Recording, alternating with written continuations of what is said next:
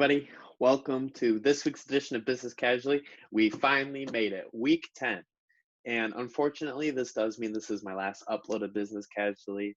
I've had so much fun doing this senior project, sharing some good financial information with you guys. And I hope you're able to take that into your lives going forward as we start entering our professional careers. And I hope I provided some good information that helps you guys out. So thank you so much for supporting it.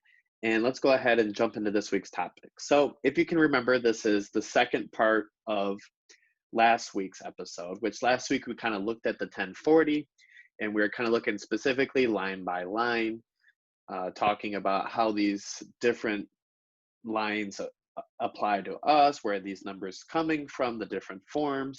And so this week, we're actually going to jump in and show you how to calculate your taxes, calculate how much withholding you should be having, and whether you should be expecting a refund this year or whether you're going to have to write a check to the IRS come tax time. So let's go ahead, jump into this week's episode and try and explain the business of your federal income tax return casually. So jumping over here to NerdWallet.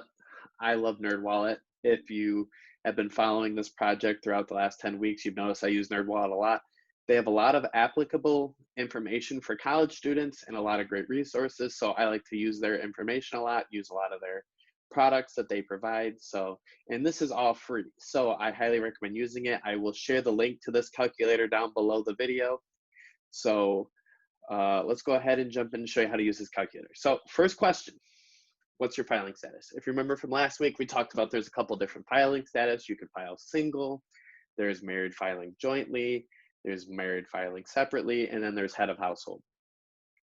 In most of our situations, we're probably going to be filing single or married filing jointly. So for this situation, let's assume we're filing single. That's how most college students will file anyways. So next. Now we have to figure out how much income we had before taxes. And there's a couple different ways you could do this.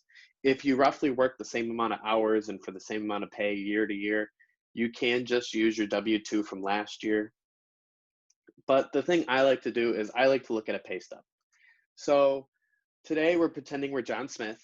We work 40 hours a week and we make $10 an hour. And what we're really curious about is the pay schedule, so we get paid weekly, and how much we get paid every week. And how we're going to calculate how much income we had before taxes is we're going to take this 400 on our handy dandy calculator here, and we're going to multiply it by 52. Now, 52 weeks may be a little bit of a over-exaggeration in the number of weeks you may have worked. Obviously, there's some time off, stuff of that nature, but just to be safe, I like to overestimate, let's say 52. When it actually comes to calculating tax, it probably won't matter too much because of the tax brackets that you fall into. So for this situation, let's just assume 52 weeks. If you were paid bi-weekly, you would multiply that number by 26. Or if you're only paid twice a month, you'd multiply that number by 24. So whatever you got to do to get this number here to represent a full year. Let's jump back over to our calculator and do 20,800. Next. How old were you on January 1st? Let's assume they were 21. How many dependents can you claim? Likely, many college students aren't able to claim any dependents, and if you are, you're probably going to be filing head of household if you meet all those requirements. So let's just assume for this situation, no dependents. It's going to ask you about 401k contribution, IRAs contributions. So if you read my previous articles about those, you should be definitely investing in those, putting some money away for your retirement now. But for this situation, let's just assume we had no contributions. We're just getting paid. So no contributions to a traditional or Roth IRA. And next we get to our deductions. And if you remember from last week, I talked about two different kinds of deductions. There's your standard deduction and itemized deduction. Standard deduction is something that everyone receives just by filing a tax return. And for people filing single, it's $12,400. For individuals or for people filing married jointly, it is double that. So it is $24,800. And for this situation, let's just assume we're going to take the standard deduction because the likelihood of having high enough charitable contributions, high enough mortgage interest expense, it's likely not going to happen for most of us. So let's just assume standard deduction. And then finally, we get to payments. This is how much is withheld from your paycheck every week to go towards your federal tax expense, federal income tax expense. So what we're really curious about is this federal withholding, and more specifically, this 4450. And what we're going to do is, using that same logic, take the 4450 and multiply that by 52 again.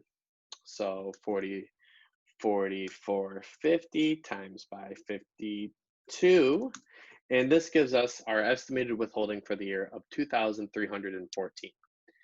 Let's jump back to the calculator again, 2,314, and done.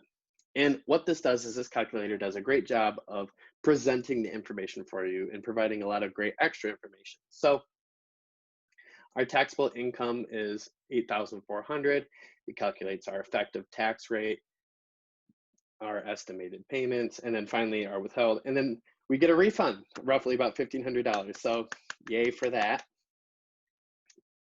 And you can play around with these numbers a little bit. You can adjust your income, adjust your age, adjust your contributions, withheld. If you have tax credits, for example, the lifelong learning and American Opportunity credits, you can input that information here, and part of those can be refundable. So you could end up receiving a bigger refund.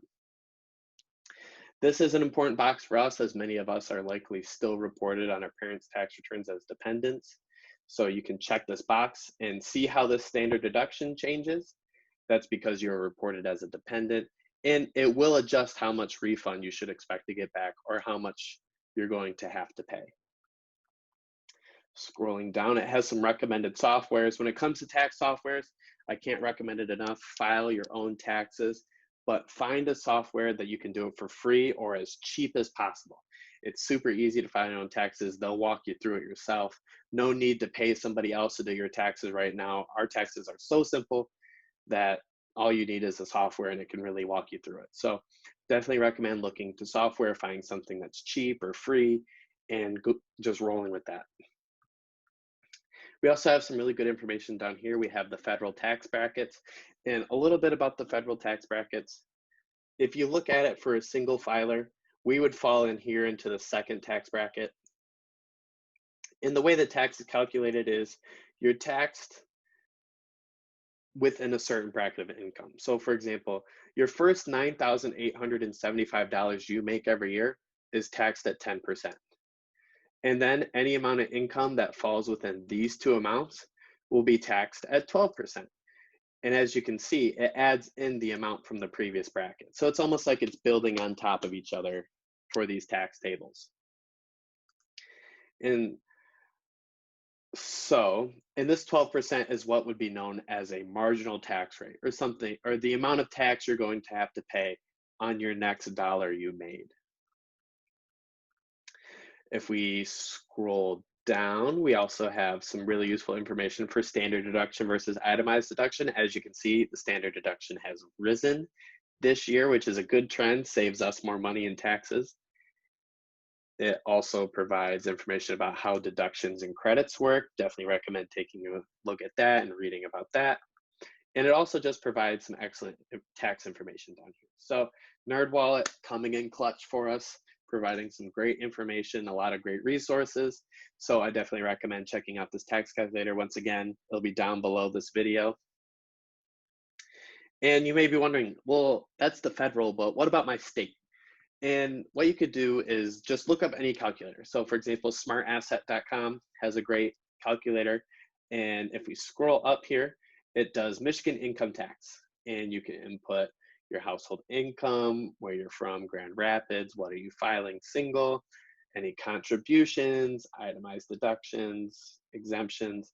So, and it lays it all out down here for us.